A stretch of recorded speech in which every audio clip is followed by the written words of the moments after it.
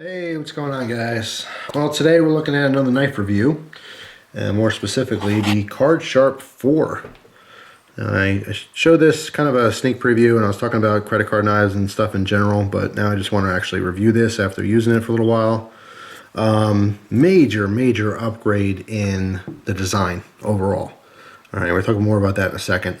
I'm comparing it to the original. This was one of their plastic versions. There's actually a CardSharp 3 that I never even saw before. It's like a slightly different design, but it's also a synthetic. This is the first time they're using metal. In this case, it's aluminum for the body.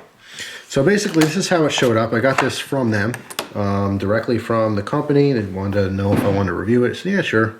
Why not? It came in this box here. All right, so this is how you get a receipt if you buy one of these things. And then it was like, it's kind of cool packaging. Basically, there's 3 pieces here. You can see the carb is in the middle. There's like another sheet, and then this band was kind of around it. You guys kind of get the point here. Kind of hooked in. I don't remember exactly how, but whatever. It was all hooked in. Looked like that, something like that. All right.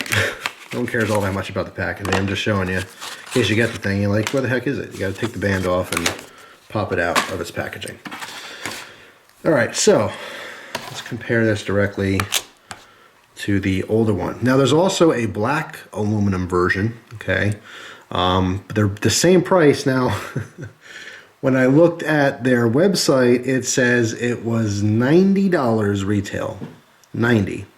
Their original one is $9. So that's 10 times the price. So the big question is it worth 10 times the price? Well, we're going to get to that. But, of course, no one pays retail, so I had to do a little research and see where they're selling them. And the only place I found them was Optics Planet, who's selling it for $64. So now you have to ask yourself, is this version worth $64? Or, you know, as opposed to the original one, which you can get on Amazon or eBay or other stores for less than 10, most times like $5-6 bucks. $5-6 bucks, $65. You know? So let's see what they changed. As I mentioned, the biggest thing is the aluminum. Now, even though it's an all-metal version, I mean, this weighs nothing.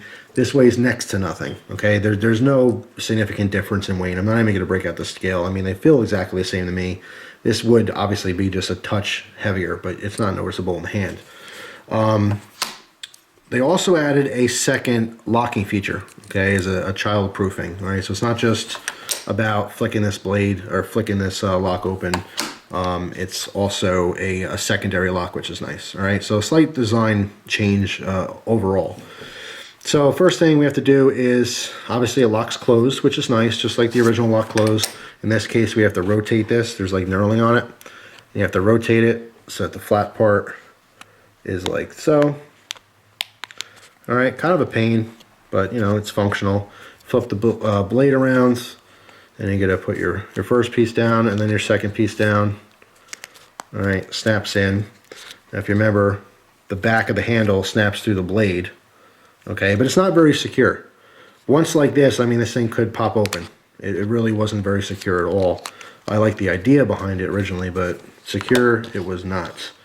All right, so for the new one, the locking mechanism has changed. Okay, instead of rotating the piece, now we have something that slides over. So this blade is very secure. It's not going to open at all. You actually have to slide this over, okay, to rotate the blade out. All right, now on the first one, the first version, all the points in which the parts bend on, like all the joints, I guess you can call them, or hinges, all right, was just the plastic that was relief cut out, okay? So it's just the plastic literally bending.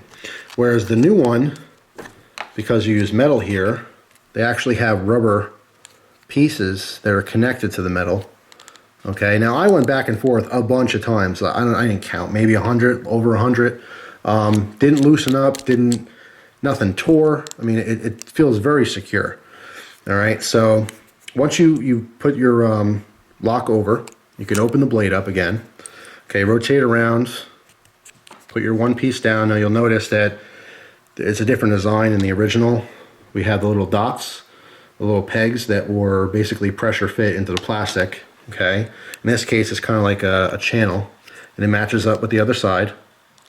And not to mention, there's also this little piece here that fits into this portion in what you would consider the pivot, I guess, the blade.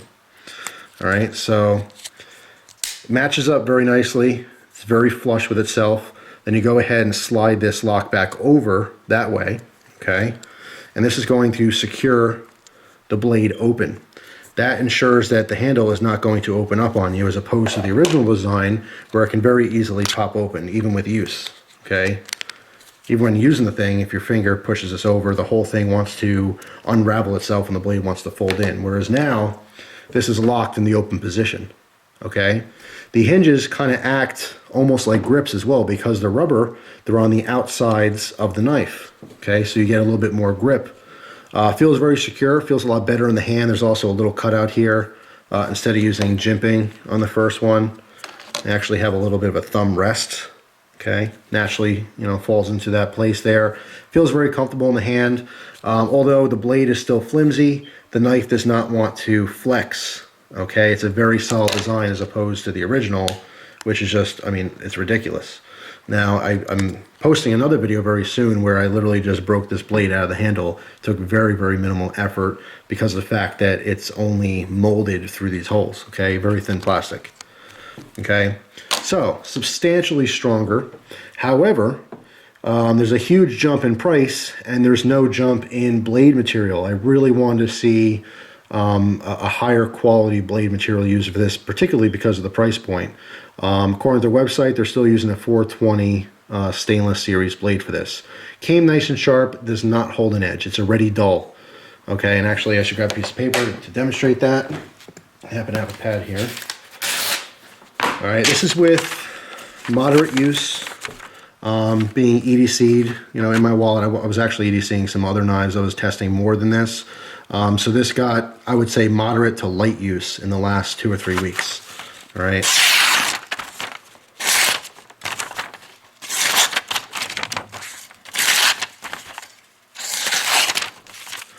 You can see it's cutting, but it's not a clean cut. Out of the box, it was a nice razor edge.